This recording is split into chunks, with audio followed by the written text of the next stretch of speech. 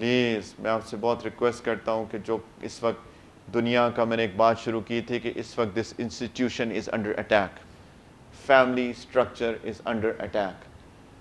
یہ سارا کچھ جو ہو رہا ہے اس فیملی کے انسٹیٹیوشن کو بگاڑنے کے لیے ہو رہا ہے.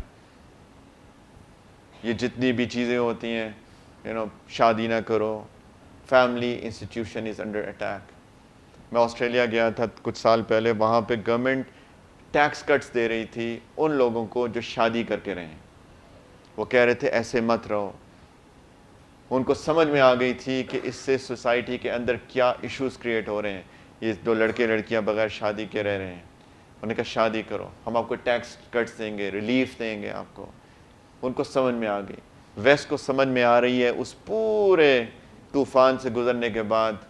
آلدو کچھ لوگوں کا ایجنڈا ابھی بھی ہے کہ اس کو تباہ کیا جائے، لیکن جو سمجھنا چاہتے ہیں وہ سمجھ رہے ہیں. بدقسمتی سے ہمارے اس پاکستان کے اسلامی جمہوریہ پاکستان کے معاشرے کے اندر بدقسمتی سے ہم ویسٹ کی وہ ساری چیزیں ایکوائر کرتے جا رہے ہیں. پلیز میرے بچوں بچیوں، اس کے اندر کوئی خیر نہیں ہے. there is no good in all of that. if there is good in something, that is in something which اللہ تعالیٰ has told us. اسی کے اندر خیر ہے.